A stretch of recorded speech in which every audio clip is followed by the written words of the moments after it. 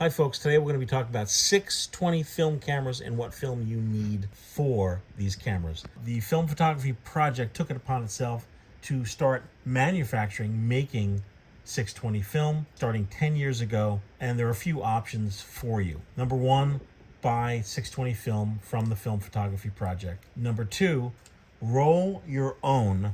This way you can take any standard 120 size film and then roll it to 620. 620 film is the same film, 620 and 120, both the same backing paper as you unroll it in your camera. There's a piece of tape that tapes the film to the backing paper, and the backing paper has numbers. Number 1, number 2, number 3. My 620 camera, my 120 camera, how many exposures do I get? It's all based upon the frame size of your camera. So you can get anywhere from 8 exposures all the way up to 12 exposures, sometimes 15 exposures. So here's our 620 camera. I'm gonna load it. I'm gonna try to load it with 120 film. As you can see, it fits, but it's jammed. And that's because, Too tick. yeah. The 120 roll is much thicker than a 620 roll. So if you shoot a lot of 120 film and you have a refrigerator filled with film, you could simply purchase our FPP 620 spools. If you're going to roll your own, you're going to need what's known as a film changing bag, and then you would roll and re-roll your film in the dark in the film changing bag. Very simply, what I do in the film changing bag, this is the front part of the film. I can't just roll it onto the roll because then this will be at the end. So what I do is I make the front of the film as small as humanly possible. And then I simply, this is in the dark, roll it. And at some point I do this, grab it like that, and now, look at that. Now you have to do this in the dark because on the other side of your, the paper is your actual emulsion, your film. Here's the end. Terrific. Here's this piece that you want to keep nicey nice. And now you're done with this. This is your 120 spool. Don't need that anymore. And now you take the FPP 620 spool and you put it on here like so, like that. See that?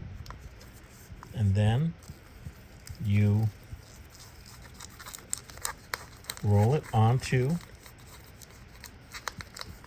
the 620 spool. Now I'm going to show you a sticky point, something not to make sure you don't miss, and that is right here.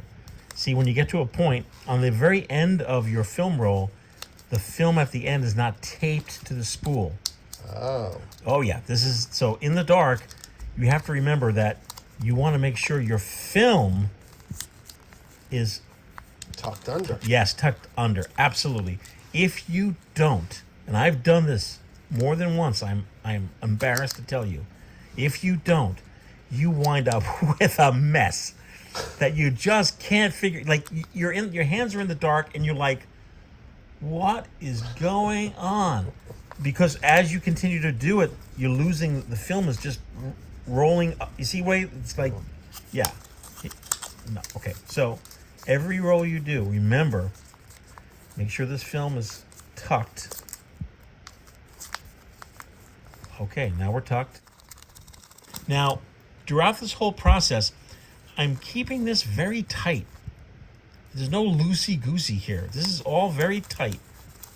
And, I've been doing this for 10 years, so You're making it look easy. I'm making it, here we are at the front of the roll. And notice, it's smooth. There's no buckling here. No buckling here. But if you get to the point of the front of the roll and there's a big air bubble here, when I say an air bubble, I mean a space between the film and the backing paper, like this. Well, don't really sweat it. You could carefully, unstick the backing tape and then reattach it. But if you do it the way I just did it, as you see, there's no air bubbles there. All clear, free and clear. If you're not going to load your camera immediately, have a piece of tape nearby, like that. Great. And then what I would do, put this back in the foil that the film came with, or put this in a black bag if you're not going to use it immediately. If you're going to use it immediately, you could just load your camera up, which I'm going to do in a second. There's 10 years worth of chatter about, folks love to exclaim that you don't have to do this, that you could take your 120 film and that you could modify it by taking a nail clipper and clipping these edges here so that, you see the difference? So that the spool is not as wide. If that's what you want to do, then go for it. But I can tell you from experience that modifying your 120 film and jamming it in your 620 camera, there is a chance it could jam. And none of us here at the FPP recommend actually doing that. The spools themselves, they're plentiful at the Film Photography Project. So if you want to do this, I highly recommend you purchasing the 620 spools. And once your 120 film is on the 620 spool, then you could take your camera. Here's my favorite Kodak flash mite. And now you can see, fits perfectly. And look how beautifully this now fits. No problem whatsoever. And that's it. That's how you load. Any questions, John? Yeah, I want to ask you a question. Yes. Is your take-up a 620 as well? Yes. Okay, so you have to have 2 spools. Now, if you buy your camera on eBay, most likely there's either going to be a roll of film in it or a spool. A spool. Okay. If you don't have a spool, you could buy these at the Film Photography Project. But you do need to. You do need a take-up spool. You can't put a 120 take-up spool on it. Absolutely not. So that's how you roll your own 620 film. It's a great format. The cameras are wonderful. The cameras produce really beautiful, dreamy, nostalgic looking pictures. So if you're looking for that kind of look, like a mid-1960s look, then buy yourself a Kodak 620 camera. There are other models out there as well. And start shooting. It's a lot of fun. And you'll be the life of the party when you use a flash bulb and you completely blind your friends. 1, 2, 3. Nice.